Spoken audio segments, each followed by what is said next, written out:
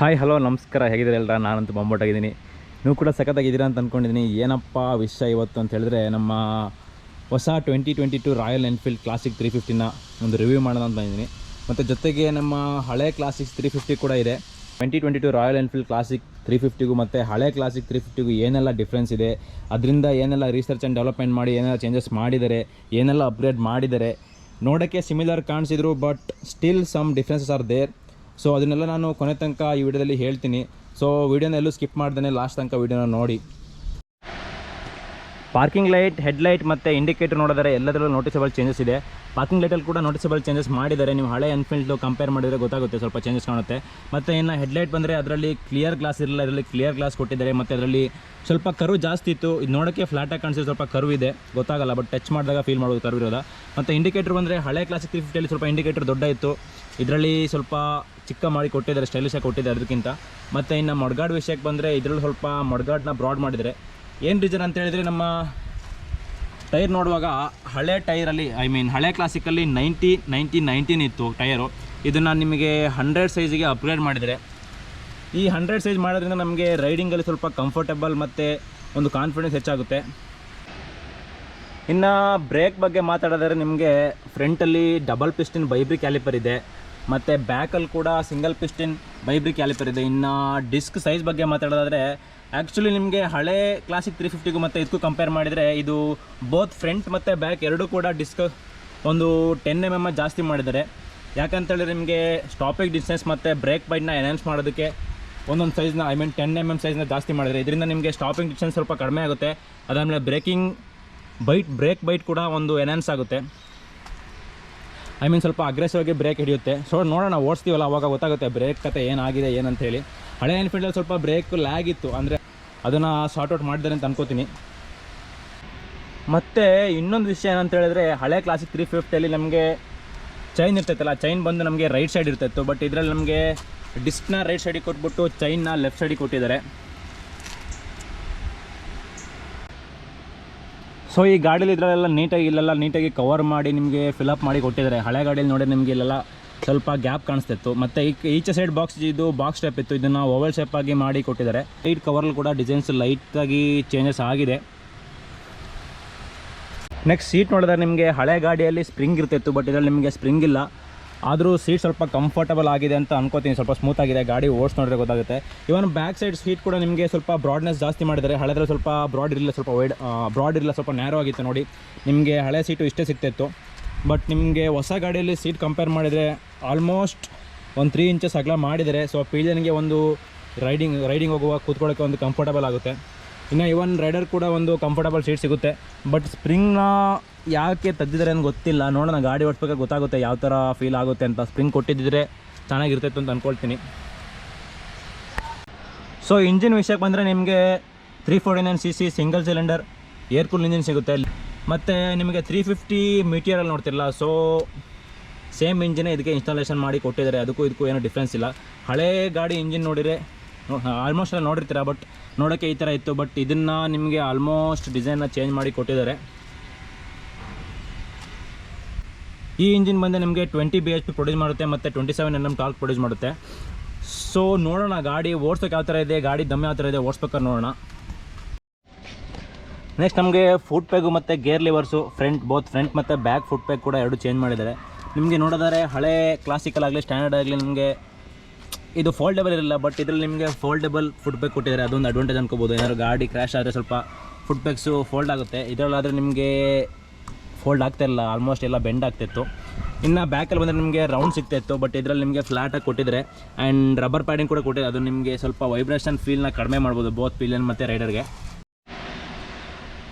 ಮತ್ತು ನಿಮಗೆ ಸಸ್ಪೆನ್ಷನ್ ಕೂಡ ನಿಮಗೆ ಚೇಂಜಸ್ ಕಾಣುತ್ತೆ. ಇದು ನಮಗೆ ಸ್ವಲ್ಪ ದೊಡ್ಡ ಸಸ್ಪೆನ್ಷನ್ ಕೊಟ್ಟಿದ್ದಾರೆ, ಬಟ್ ಇದರಲ್ಲಿ ನಿಮಗೆ ಸ್ವಲ್ಪ ಸಣ್ಣ ಸಸ್ಪೆನ್ಷನ್ ಇದೆ. ಸೊ ಅದು ಕೂಡ ನಿಮಗೆ ಒಂದು ರೈಡಿಂಗಲ್ಲಿ ಆಗಲಿ ಮತ್ತು ಹಮ್ಸು ಗುಂಡಿಲೆಲ್ಲ ಆಗಲಿ ಸ್ವಲ್ಪ ನಿಮಗೆ ಅಪ್ಗ್ರೇಡ್ ಮಾಡಿ ಕೊಟ್ಟಿದ್ದಾರೆ, ನಿಮಗೆ ಸ್ವಲ್ಪ ಸ್ಮೂತ್ ಫೀಲ್ ಆಗುತ್ತೆ. ಇನ್ನು ಬ್ಯಾಕ್ ಟೈರ್ ವಿಷಯಕ್ಕೆ ಬಂದರೆ, ನಿಮಗೆ ಹಳೆ ಗಾಡಿಯಲ್ಲಿ 110/80/18 ಇತ್ತು, ಬಟ್ ಇದರಲ್ಲಿ ನಿಮಗೆ 120 ಕೊಟ್ಟಿದ್ದಾರೆ. ಬೋತ್ ಬ್ಯಾಕ್ ಮತ್ತು ಫ್ರಂಟ್ ಎರಡು ಟೈರ್ನು ಕೂಡ ಅಪ್ಗ್ರೇಡ್ ಮಾಡಿದ್ದಾರೆ ಒಂದೊಂದು ಸೈಜು. ಸೊ ಇದ್ರ ನಿಮಗೆ ರೈಡಿಂಗ್ ಕಾನ್ಫಿಡೆನ್ಸ್ ಮತ್ತು ಒಂದು ಕಾರ್ ರನ್ನಿಂಗ್ ಮಾಡಬೇಕಾದ್ರೆ ಒಂದು ಸ್ವಲ್ಪ ಕಾನ್ಫಿಡೆಂಟಾಗಿ ಮಾಡ್ಬೋದು. ಇನ್ನು ಬ್ರೇಕ್ ಲೈಟ್ ಮತ್ತು ಇಂಡಿಕೇಟರ್ ವಿಷಯಕ್ಕೆ ಬಂದರೆ, ಬ್ಯಾಕ್ ಸೈಡಿಂದ ನೋಡಿ ನಿಮಗೆ ಈ ಥರ ಕಾಣುತ್ತೆ. ಇದರಲ್ಲಿ ನಿಮಗೆ ಒಂದು 2 ವೀಲರ್ ಟೈಪ್ ಆಗಿ ಬ್ರೇಕ್ ಲೈಟ್ ಸೆಟಪ್ ಕೊಟ್ಟಿದ್ದಾರೆ. ಆದರೆ ನಿಮಗೆ ಹಳೆ ಕ್ಲಾಸಿಕ್ 350 ನೋಡಿದರೆ ನಿಮಗೆ ಒಂದು ಬಾಕ್ಸ್ ಟೈಪ್ ಕೊಟ್ಟು ಒಂದು ಎಕ್ಸ್ಟ್ರಾ ಹೊರಗಡೆ ಇಷ್ಟುದ ಬಾಕ್ಸ್ ಟೈಪ್ ಕೊಟ್ಬಿಟ್ಟು ಮತ್ತು ಅದರಲ್ಲಿ ನಿಮಗೆ ರೌಂಡ್ ಬ್ರೇಕ್ ಲೈಟ್ನ ಸೆಟಪ್ ಇತ್ತು. ನೆಕ್ಸ್ಟ್ ಮೀಟ್ರ್ ವಿಷಯಕ್ಕೆ ಬಂದರೆ ನಿಮಗೆ ಬೋತ್ ಅನಲಾಗ್ ಮತ್ತು ಡಿಜಿಟಲ್ ಎರಡೂ ಸಿಗುತ್ತೆ. ಡಿಜಿಟಲಲ್ಲಿ ನಿಮಗೆ ಓಡೋಮೀಟ್ರು ಮತ್ತು ಟೈಮ್ ಮತ್ತು ಟ್ರಿಪ್ ಮೀಟ್ರ್ ಸಿಗುತ್ತೆ. ಸೊ ಅದನ್ನು ಸೆಟ್ ಮಾಡ್ಕೊಳ್ಳೋಕ್ಕೆ ಬಟನ್ ಇಲ್ಲಿ ಕೊಟ್ಟಿದ್ದಾರೆ ನೋಡಿ. ಸೊ ಇಲ್ಲಿ ಪ್ರೆಸ್ ಮಾಡಿದರೆ ಇಲ್ಲಿ ಚೇಂಜ್ ಆಗ್ತಾ ಹೋಗುತ್ತೆ. ಇನ್ನು ಅನಲಾಗಲ್ಲಿ ನಿಮಗೆ ಒಂದು ಸ್ಪೀಡೋಮೀಟ್ರ್ ಮಾತ್ರ ತೋರಿಸುತ್ತೆ. ಇನ್ನು ಟಾಪ್ ಆ್ಯಂಡ್ ವೇರಿಯಂಟಲ್ಲಿ ನಿಮಗೆ ಇಲ್ಲಿ ನ್ಯಾವಿಗೇಷನ್ ಸಿಗ್ನಲ್ಸ್ ತೋರಿಸುತ್ತೆ, ಇದರಲ್ಲಿ ಇಲ್ಲ. ಸೊ ನಿಮಗೆ ಇದರಲ್ಲಿ ತುಂಬ ವೇರಿಯಂಟ್ಸ್ ಇದೆ ಮತ್ತು ಆಲ್ಮೋಸ್ಟ್ 12 ಕಲರ್ಸ್ ಇದೆ ಅನ್ಕೋತೀನಿ ಇಫ್ ಐಮ್ ನಾಟ್ ರಾಂಗ್. ಮತ್ತು ನಿಮಗೆ ಇಂಜಿನಲ್ಲಿ ಕೂಡ ನಿಮಗೆ ಚೇಂಜಸ್ ಕಾಣುತ್ತೆ. ಇದರಲ್ಲಿ ನಿಮಗೆ ಫುಲ್ಲು ಕ್ರೋಮ್ ಫಿನಿಶ್ಡ್ ಇಂಜಿನ್ ಇದೆ, ಐ ಮೀನ್ ಕಲರ್. ನಿಮಗೆ ಗನ್ ಮೆಟಲ್ ಗ್ರೇ ಮತ್ತು ಕೆಲವೊಂದು ವೇರಿಯಂಟಲ್ಲಿ ನಿಮಗೆ ಇದು ಆ್ಯಕ್ಚುಲಿ ಫುಲ್ ಇಂಜಿನ್ ಮತ್ತು ಸೈಲೆನ್ಸರ್ ಬೋತ್ ಕೂಡ ನಿಮಗೆ full almost dull black edition ಸಿಗುತ್ತೆ. ಸೊ ಅದನ್ನು ಶೋರೂಮಲ್ಲಿ ಗಾಡಿ ನೋಡಿದ್ರೆ ಗೊತ್ತಾಗುತ್ತೆ. ಇಲ್ಲಿ ಯಾವುದೂ ಗಾಡಿ ನಾನು ನೋಡಿಲ್ಲ ಆ ಗಾಡಿನ, ಸೊ ಅದ್ರ ಬಗ್ಗೆ ಏನು ಇಲ್ಲಿ ಹೇಳೋದು ಸರಿಯಾಗಲ್ಲ. ನಿಮ್ಮ ಗಾಡಿ ನೋಡಿದ್ರೆ ಕಂಪ್ಲೀಟಾಗಿ ಗೊತ್ತಾಗುತ್ತೆ. ಇನ್ನು ನೆಕ್ಸ್ಟ್ ನಮ್ಮ indicator switch, pass light switch ಇದಕ್ಕೆಲ್ಲ ಬಂದರೆ ಆಲ್ಮೋಸ್ಟ್ ಚೇಂಜಸ್ ಇದೆ ಹೊಸ ಕ್ಲಾಸಿಕ್ 350ಗೂ ಹಳೆ ಕ್ಲಾಸಿಕ್ 350ಗೂ. ಸೊ ಇವನ್ ಈ ಕಡೆ ಕೂಡ ಸೇಮ್ ಸ್ವಿಚ್ ಕೊಟ್ಟಿದ್ದಾರೆ, ಏನಕ್ಕೆ ಇಂಜಿನ್ ಸ್ಟಾರ್ಟ್ ಮತ್ತು ಇಂಜಿನ್ ಕಿಲ್ ಸ್ವಿಚ್ಚಿಗೆ ಈ ಥರ ಕೊಟ್ಟಿದ್ದಾರೆ. ಇನ್ನು ಇದು ಬಂದುಬಿಟ್ಟು ನಿಮಗೆ 4-ವೇ ಇಂಡಿಕೇಟರ್ ಪಾರ್ಕಿಂಗು. ಮೈನ್ ಥಿಂಗ್ ಇನ್ನೊಂದು ನಾನು ಹೇಳೋದು ಮರ್ತೇ ಹೋಗಿದೆ. ಏನಂತ ಹೇಳಿದರೆ ಇದರಲ್ಲಿ ನಿಮಗೆ ಡಬಲ್ ಟ್ಯೂಬ್ ಚಾಸಿ ಸಿಗುತ್ತೆ. ಅದರಲ್ಲಿ ಹಳೆ ಕ್ಲಾಸಿಕ್ 350ಯಲ್ಲಿ ಡಬಲ್ ಟ್ಯೂಬ್ ಇರಲಿಲ್ಲ, ಸಿಂಗಲ್ ಟ್ಯೂಬ್ ಚಾಸಿ ಇತ್ತು. ಸೊ ಇದನ್ನು ಒಂದು ಚೇಂಜ್ ಮಾಡಿದರೆ ಇದನ್ನು ನಿಮಗೆ ರೈಡಿಂಗ್ ಡೈನಾಮಿಕ್ಸ್ ಒಂದು ಚೇಂಜ್ ಆಗುತ್ತೆ ಮತ್ತು ವೈಬ್ರೇಷನ್ ಕೂಡ ಲಿಟ್ರಲಿ ಕಮ್ಮಿ ಆಗಿದೆ. ಆ್ಯಕ್ಚುಲಿ ಹಳೆ ಗಾಡಿಗೂ ಈ ಗಾಡಿಗೂ ಕಂಪೇರ್ ಮಾಡಿದರೆ ಆಲ್ಮೋಸ್ಟ್ ಕಡಿಮೆ ಆಗಿದೆ. ಆದರೆ ಯಾವ ಮಟ್ಟಿಗೆ ಕಡಿಮೆ ಆಗಿದೆ ಅಂತ ನನಗೆ ಇನ್ನೂ ನೋಟಿಸ್ ಮಾಡಿಲ್ಲ. ಬನ್ನಿ ಇವಾಗ ಗಾಡಿ ಬಗ್ಗೆ ಬೇರೆ ಎಲ್ಲ ಮಾತಾಡಿದಾಯಿತು. ಒಂದು ಸತಿ ಗಾಡಿನ ಓಡಿಸಿ ಗಾಡಿ ಸೌಂಡ್ ಹೆಂಗಿದೆ, ಗಾಡಿ ಓಡಿಸೋಕ್ಕೆ ಯಾವ ಥರ ಫೀಲ್ ಇದೆ, ವೈಬ್ರೇಷನ್ ಕಡಿಮೆ ಆಗಿದೆ, ಸಸ್ಪೆನ್ಷನ್ ಹೇಗಿದೆ ಎಲ್ಲ ಚೆಕ್ ಮಾಡೋಣ ಬನ್ನಿ.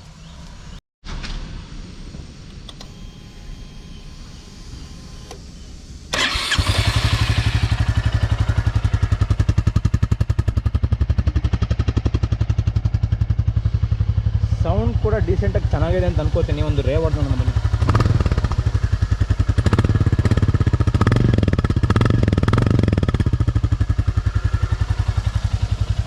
ಹಳೆ ಗಾಡಿ ಕಂಪೇರ್ ಮಾಡಿದರೆ ನನ್ನ ಪ್ರಕಾರ ಸೌಂಡ್ ಎನ್ಹಾನ್ಸ್ ಮಾಡಿದರೆ ಒಂಥರ ಚೆನ್ನಾಗಿದೆ, ಗತ್ತಾಗಿದೆ ಸೌಂಡು.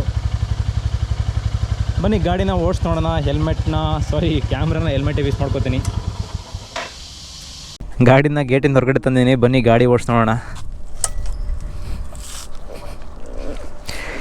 ಗಾಡಿ ಕೀ ಆನ್ ಮಾಡ್ಬೇಕಾದ್ರೆ ನೀಡಲ್ಲಿ ಒಂದು ರೌಂಡ್ ಬಂದು ವಾಪಸ್ ಹೊಡೆಯುತ್ತಲ್ಲ, ಅದು ನೋಡೋಕೆ ಮಜನೇ ಬೇರೆ ಗುರು.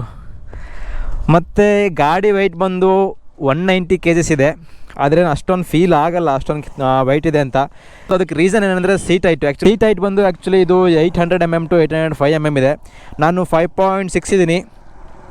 ನಂದು ಆಲ್ಮೋಸ್ಟ್ ಫೋಟೋ ನೀಟಾಗಿ ನೆಲ್ಲ ಕೆಡ್ಕುತ್ತೆ, ಯಾವ ಕಡೆನೂ ಟೋ ಟಿಪ್ ಮಾಡ್ಕೊಂಡು ಡ್ಯಾನ್ಸ್ ಮಾಡ್ಕೊಳ್ಳೋ ಅವಶ್ಯಕತೆ ಇಲ್ಲ. ಸೊ ನಾನು 5.6 ಇದ್ದೀನಿ. ನನ್ನ ಹೈಟ್ ಇರೋರಿಗೆ ಏನೂ ಪ್ರಾಬ್ಲಮ್ ಇಲ್ಲ. ಸೊ ಸ್ವಲ್ಪ ಕುಳ್ಳ ಇದ್ರೂ ಕೂಡ ಗಾಡಿನ ಮೇಂಟೈನ್ ಮಾಡ್ಬೋದು, ಏನು ತೊಂದರೆ ಇಲ್ಲ. ಸೊ ಬನ್ನಿ ಗಾಡಿನ ಓಡಿಸಿ ಹೇಗಿದೆ ನೋಡೋಣ. ಓಕೆ ಗುರು, ಗಾಡಿ ಸ್ಟಾರ್ಟಿಂಗ್ ಕೂಡ ಮಸ್ತಾಗೇ ಇದೆ, ಒಳ್ಳೆ ಫೀಲ್ ಕೊಡುತ್ತೆ ಗುರು ಗಾಡಿ ಸ್ಟಾರ್ಟ್ ಮಾಡ್ಬೇಕಾರೆ. ಮತ್ತು ಇನ್ನೊಂದೇನೆಂದರೆ ಇದಕ್ಕೆ ನಿಮಗೆ only electric start, self start, kicker ಇಲ್ಲ, ಕಿಕ್ಕರ್ನ ರಿಮೂವ್ ಮಾಡಿದ್ದಾರೆ. ಮತ್ತು ಇನ್ನು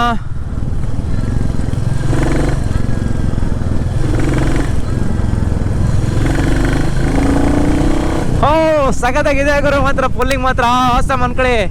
ನಿಮಗೆ ಗಾಡಿಗೆ 350 cc-ಗೆ 20 bhp ಕಡಿಮೆನೇ ಆಯಿತು, ಬಟ್ 27 Nm ಟಾರ್ಕ್ ಕೊಟ್ಟಿದ್ರಲ್ಲ, ಸೊ ಅದರಿಂದ ಗಾಡಿ ಸ್ವಲ್ಪ ಪುಲ್ಲಿಂಗ್ ಸಖತ್ತಾಗಿದೆ. ಓಕೆ, ಹಳೆ ಗಾಡಿ ಕಂಪೇರ್ ಮಾಡಿದರೆ ಈ ಗಾಡಿ ಮಸ್ತಾಗಿದೆ ಗುರು. ಹಳೆ ಗಾಡಿ ಓಡಿಸೋಕ್ಕಿಂತ ಈ ಗಾಡಿ ಫಾರ್ ಬೆಟರ್ ಇದೆ. ಆಲ್ಮೋಸ್ಟ್ ಎಲ್ಲ ರಿಸರ್ಚ್ ಆ್ಯಂಡ್ ಡೆವಲಪ್ಮೆಂಟ್ ಮಾಡಿ ಒಂದು ಒಳ್ಳೆ ಗಾಡಿನ ರೋಡಿ ತಂದು ಕೊಟ್ಟಿದ್ದಾರೆ ರಾಯಲ್ ಎನ್ಫೀಲ್ಡವರು. ಇನ್ನು ರೈಡಿಂಗ್ ಪಾಸ್ಚರ್ ಕೂಡ ಸಖತ್ತಾಗಿದೆ, ಒಂದು ಕಂಫರ್ಟಬಲ್ ಆಗಿದೆ. ಹಳೆ ಗಾಡಿ ಕೂಡ ಕಂಫರ್ಟಬಲ್ ಆಗಿತ್ತು, ಇದು ಕೂಡ ಅದಕ್ಕಿಂತ ಸ್ವಲ್ಪ ಜಾಸ್ತಿನೇ ಕಂಫರ್ಟ್ ಆಗಿದೆ. ಓಕೆ ಫೈನ್, ಚೆನ್ನಾಗಿದೆ. ಇನ್ನು ಗೇರ್ ಶಿಫ್ಟಿಂಗ್ ಬಂದರೆ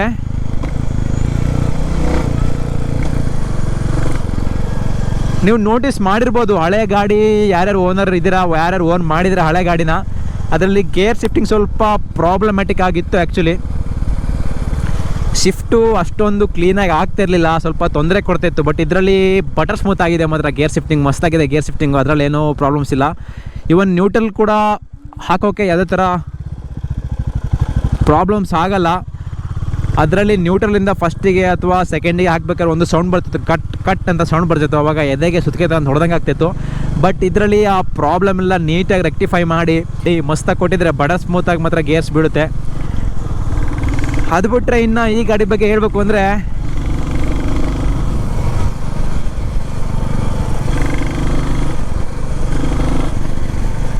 ಒಂದು ನಿಮಿಷ ಗುರು, ಕೊಚ್ಚೆ ಎಲ್ಲರೂ ಹರ್ಕಪ್ಪಿದ್ರೆ ಏನು ಮಾಡೋದು.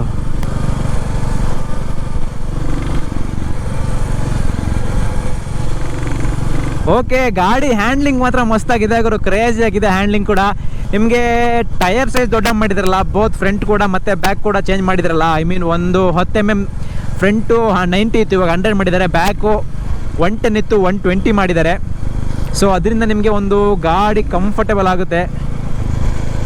ಹಳೆ ಗಾಡಿ ನಿಮಗೆ ಕಾರ್ನರಿಂಗ್ ಹೊಡೆದಿದ್ರೆ ಪುಟ್ರೆಸ್ಟ್ ಟಚ್ ಆಗ್ತಿತ್ತು, ಬಟ್ ಇದರಲ್ಲಿ ಆ ಥರ ಏನೂ ಕಾಣಿಸ್ತಾ ಇಲ್ಲ. ಅದಕ್ಕಿಂತ ಒಂದು ಸ್ವಲ್ಪ ಗಾಡಿನ ಬೆಂಡ್ ಮಾಡ್ಬೋದು. ಅದನ್ನು ಕೂಡ ಒಂದು ಡೆವಲಪ್ ಮಾಡಿದ್ದಾರೆ, ಐ ಮೀನ್ ರೆಕ್ಟಿಫೈ ಮಾಡಿದ್ದಾರೆ.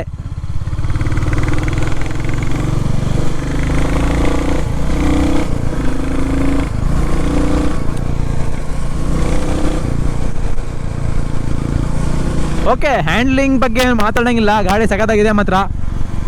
ಇನ್ನು ಬ್ರೇಕಿಂಗ್ ವಿಷಯಕ್ಕೆ ಬಂದರೆ, ಇದು ಬಂದು ನಿಮಗೆ ಡ್ಯುಯಲ್ ಚಾನಲ್ ABS, ಇವನ್ ಬ್ಯಾಕು ಫ್ರಂಟ್ ಎರಡಕ್ಕೂ ABS ಇದೆ. ಬ್ರೇಕಿಂಗ್ ಡಿಸ್ಟೆನ್ಸು ಹಿಂದೆ ಗಾಡಿ ಯಾವುದು ಬರ್ತಾ ಇಲ್ಲ, ನೋಡೋಣ.